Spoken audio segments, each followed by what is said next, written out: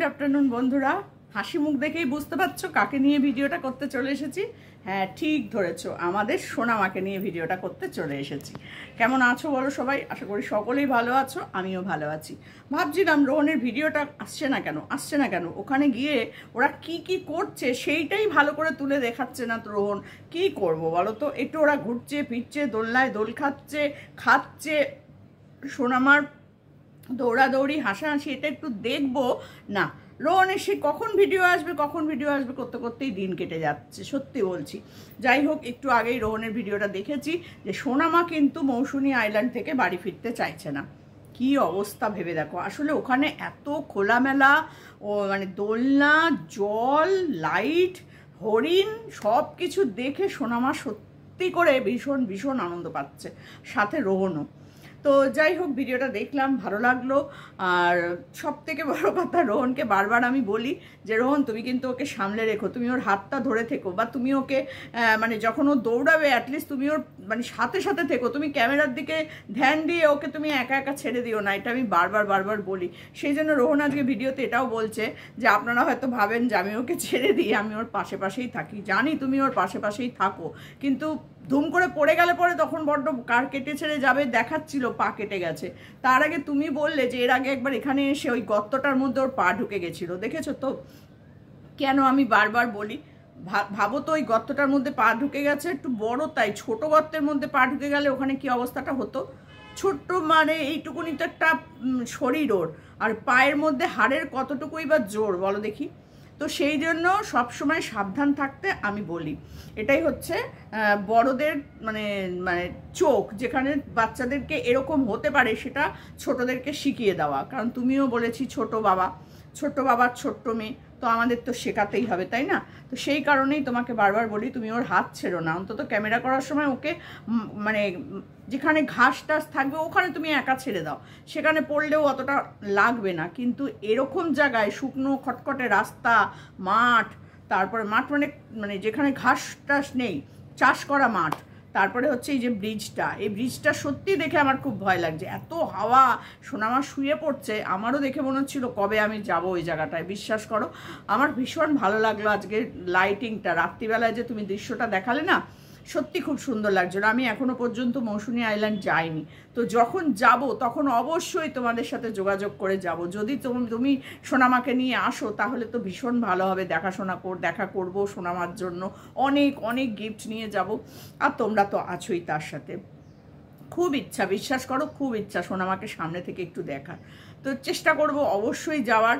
Programme করছি কোন দিন কোন সময় যাওয়া যায়, আর তোমাদের নাম্বার তো অবশ্যই আছে। তো বলে টোলে একটা প্রোগ্রাম করে অবশ্যই যাব সোনামার সাথে দেখা করতে। আর যাব মৌসুমী আইল্যান্ডেই, যেখানে গিয়ে সোনামার সাথে নারকোল খেতে পারবো, ডাব খেতে পারবো, দোলনায় দুলতে পারবো, আর ওই সমুদ্রের হাওয়াটা পাবো। তুমি তো বললে ওটা সমুদ্র না, ওটা নদী। তো আমি জানি না, আমি জানি ওখানে সমুদ্র, আর সমুদ্রের খানিকটা মানে খাড়ি মতন জায়গা। তো আমি ঠিক জানি না, আমি কোনোদিন যাইনি, তো তবে শুনেছি জায়গাটা খুব সুন্দর। তবে বর্ষাকালটা নাকি খুব ভয়ঙ্কর হয়ে ওঠে ওখানটা, সমস্ত মানে টুরিস্টদের যাওয়া বন্ধ করে দেয়। প্লাস তার সাথে সাথে হচ্ছে যে ওদের ওখানে যা এই যে ঘরবাড়িগুলো হয়, পাকাগুলো ছাড়া কাঠের যে হয়, টেন্ট থাকে, সেগুলো সব নাকি উড়িয়ে টুড়িয়ে নিয়ে চলে যায়। আমরা একবার আমফানের পরে গিয়েছিলাম জানো তো, বকখালিতে, মানে কি যে বিভৎস অবস্থা, বাড়ি ঘরদোর ভেঙে পড়েছে, মাটির বাড়িগুলো ভেঙে গেছে, মানে খুব কষ্ট হয়েছিল দেখে। আমরা সেই বছর গিয়ে কোনো হোটেলও পাচ্ছিলাম না, কারণ অর্ধেক হোটেলগুলোর ভেতরে জল ঢুকে গেছিলো, আর কোনোটা টালি ফালি উড়ে চলে গেছে বাড়ির, সেই বাড়িগুলো ফাঁকা, ঘরের মধ্যে লোকজন রয়েছে, খুব কষ্ট হয়েছিল দেখে। আমরা মানে গিয়েও আমাদের মনে হচ্ছে যে এই সময়টা কেন এলাম, সত্যি করে। তবে এটাও একটা আমাদের কাছে একটা মানে অভিজ্ঞতা ছিল যে মানুষ কত কষ্ট করে থাকে, সমুদ্রের ধারে যারা থাকে তারা সত্যি খুব কষ্ট করে থাকে বলো।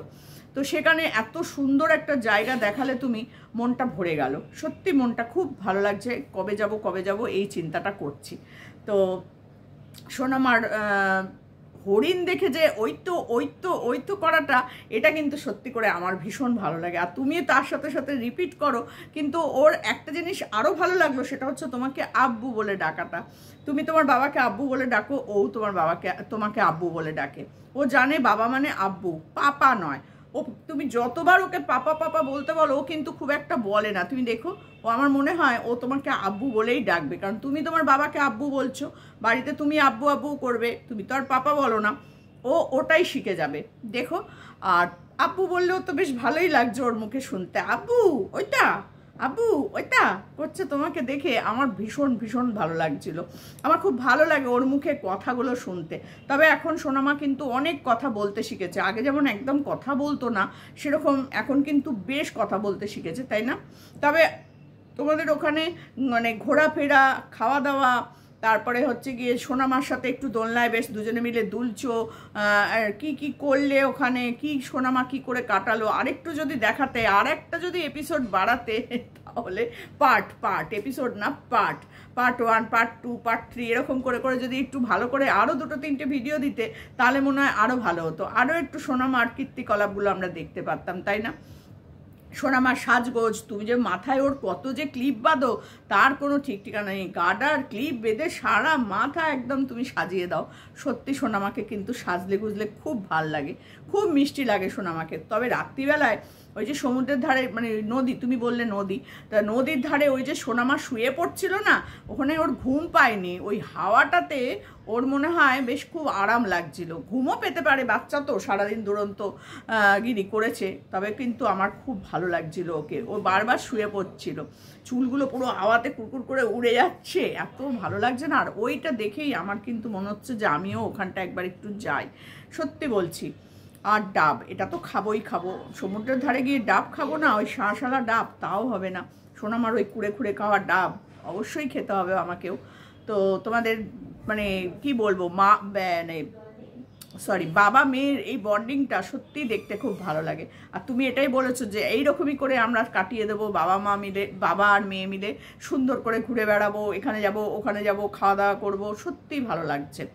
এরপরে গিয়ে তুমি সোনামাকে স্কুলে ভর্তি করার এবার চেষ্টা করো, কারণ ওর তো 2.5 বছর 3 বছর মনে হয় বয়স হয়েই গেছে, 3 বছর মনে হয় চলছে, 2.5-3 বছর তো হয়েছেই। এবার ওকে স্কুলে একটু দেওয়ার চেষ্টা করো, তাহলে কি হবে বলো তো, ওর যে কথা বলার জড়তাটা আছে না, ওটা কিন্তু আস্তে আস্তে কেটে যাবে।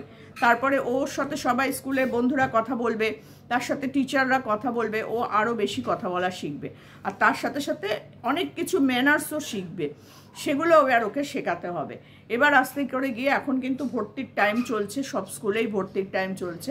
এবার দেখো চেষ্টা করে ওকে যদি কোনো একটা নার্সারি স্কুল, বাড়ির কাছাকাছি যদি কোনো নার্সারি স্কুল থাকে, যেখানে বাচ্চাদেরকে শুধু পড়ানো শেখানো হয় না, খেলাধুলা, নিজের হাতে খাওয়া, মানে প্লে হাউস টাইপের একটা থাকে, সেখানে ওকে ভর্তি করার চেষ্টা করো। জানি না তোমাদের ওখানে আছে কি না, তা আমাদের এখানে আছে ছোট ছোট বাচ্চাদের জন্য প্লে হাউস, মানে ওইখানে নার্সারি, কেজি 1 কেজি 2 সবই আছে, কিন্তু শুরুটাকে বলে প্লে হাউস।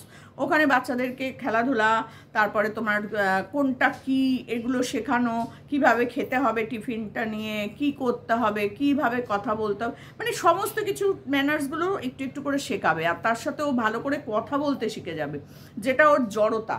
আমার মনে হয় এবার তোমার ওকে আস্তে আস্তে স্কুলে একটা দেওয়া দরকার, কারণ তুমি গিয়ে দিয়ে আসলে একটু বসে থাকলে, ওই স্কুলগুলো বেশিক্ষণ হয় না, 2 ঘন্টা 1.5 ঘন্টা 2 ঘন্টা 2.5 ঘন্টা এরকমই হয়, এর থেকে বেশি হয় না। তো ওই কিছুটা সময় যদি ও স্কুলে কাটায়, তাহলে কিন্তু ও অনেক কিছু শিখে যাবে। ও তো এখন অনেক কিছু জানে না, দৌড়াদৌড়ি করে। এখন মনে হয় ওর 2 বছর 2.5 বছর 3 বছর হবে, 3 বছর তো হবেই আমার যা ওকে দেখে মনে হয়, সঠিকটা না আমি এই মুহূর্তে বলতে পারছি না। তো যাই হোক, হ্যাঁ ওরকমই হবে। তো এখন ওকে একটা স্কুলে, ওই প্লে হাউসে দিয়ে দাও, তাহলে ও অনেক কিছু শিখে যাবে। বাড়িতে থাকলে অত কিছু ও শিখবে না, বাড়িতে বাচ্চাদেরকে এত আতুপুতু করে রাখা হয় না, অনেক কিছু শেখে না, আবার অনেক কিছু বাড়ি থেকেই শেখে। তো সেখানে দাঁড়িয়ে তুমি ওকে একটা স্কুলের চেষ্টা করো এবারে ভর্তি করার, যেখানে ওই এই জিনিসগুলো শিখতে টিখতে পারবে, তার সাথে ওর কথা বলাটাও অনেকটা উন্নতি হবে, অনেকটা। তো দেখো তোমাদের ভালোর জন্যই কথাগুলো বলি, এবার মানা না মানা তোমাদের ওপরেই নির্ভর করবে। তবে চাইবো সবসময় তোমাদের ভালো হোক, সাথে ছোট্ট বাচ্চাগুলোরও ভালো হোক। তামিমকে, তুষারকে, সবাইকে বলবো যে বাচ্চাগুলোর দিকে তোমরা যেভাবে নজর দিয়ে রাখো না, সত্যিই সেটা দেখার মতো। বাইরের এত মানুষের সেবা শুশ্রূষা করার পরেও 2টো বাচ্চাকে তোমরা যেভাবে মানুষ করছো, সত্যি তোমাদেরকে মানে কি বলবো, আলাদা করে মানে কি ভালোবাসা জানানো ছাড়া তোমাদেরকে আর কিছু করার নেই। কিছু বলার নেই, তোমরা সব কিছুর ঊর্ধ্বে চড়ে গেছো। যে এত মানুষের সেবা করো, সব থেকে অসহায় মানুষের পাশে দাঁড়ানোটা যে কত বড় পুণ্যের কাজ, সেটা তোমরা নির্দ্বিধায় চোখ বন্ধ করে তোমরা ঝাঁপিয়ে পড়ো সেখানে। তোমরা ভাবো না আগে পরে কি হবে না হবে। তো এরকমই একটা ভিডিও নিয়ে পরবর্তী ভিডিওটা আসবো, অবশ্যই তোমরা চোখ রেখো। তামিমের তুষারের ভিডিও নিয়ে অবশ্যই তোমাদের কাছে আসবো। আর খুব ভালো একটা কাজ করছে ওরা, সেটা নিয়ে তোমাদের কাছে অবশ্যই পরের ভিডিওতে দেখা হবে। তো এটাতে শুধু সোনামার আনন্দ, গল্প, খাওয়া, ঘোরাঘুরি এগুলোই দেখলাম মৌসুমী আইল্যান্ডে, কিন্তু খাওয়া বলতে সেই সব খাওয়াটাও দেখিনি, শুধু জাস্ট ডাব খাওয়া। তো খুব ভালো লেগেছে, সমুদ্রের ধারে সোনামার দৌড়াদৌড়ি ছোটাছুটি খুব ভালো লেগেছে, তার সাথে সাজগোজ অপূর্ব অপূর্ব লেগেছে। এরকম তুমি ঘুরে বেড়াও, আরও আনন্দ করো, বাচ্চাটাকে নিয়ে সময় কাটাও, সত্যি করে খুব ভালো লাগছে, খুব ভালো লাগছে দেখতে। আর কি বলবো বলো, এর থেকে বেশি তো তোমাদেরকে নিয়ে কিছু বলার নেই। তোমাদের ভুল দেখলে যেমন বলবো, তোমাদের ভিডিও দেখে ভালো লাগলেও সেটা নিয়েও বলবো, তাই না? তো বাচ্চাটাকে এবার চেষ্টা করো, বাড়ি আসবে কালকে তুমি বলছো, এরপর আজকেই লাস্ট দিন। তো আজকে হয়তো এতক্ষণে তোমরা বাড়ি চলে এসেছো, ভিডিওটা হয়তো কালকের ভিডিও, গতকালের ভিডিও বা আজকেরই হয়তো, যাই হোক তোমরা হয়তো এতক্ষণে বাড়ি চলে এসেছো।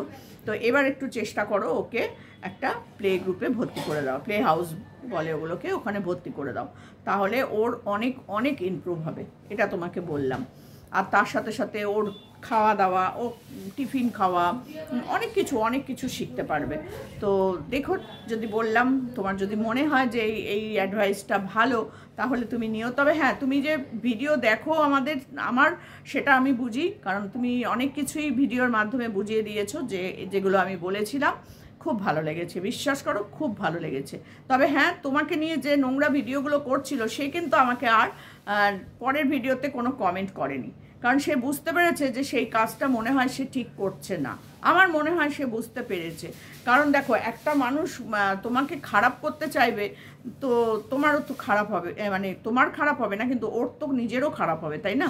একটা লোকও ওকে সাপোর্ট করবে না। আর যারা জানতো না, যারা বুঝেনি, যেমন আমি প্রথম দিন ওর ভিডিওটা দেখে বুঝতেই পারিনি যে তুমি ছাড়োনি, ওটা অন্য কেউ ছেড়েছে, তোমারই ছবি, তোমারই আইডি, সব কিছু। কিন্তু আমি ওই সাবস্ক্রাইবারটা দেখতে ভুলে গেছিলাম যে ওটাই কটা সাবস্ক্রাইবার বা কতদিন আগের, এটা করে করে তো আমি ভিডিও কারো দেখি না খুব একটা, সেই জন্য আমি বুঝতে পারিনি।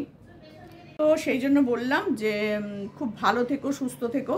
আর বাচ্চাটা সত্যিই খুব মিষ্টি, তাকে অনেক প্রাণ ভরা আশীর্বাদ সব সময়ের জন্য করব।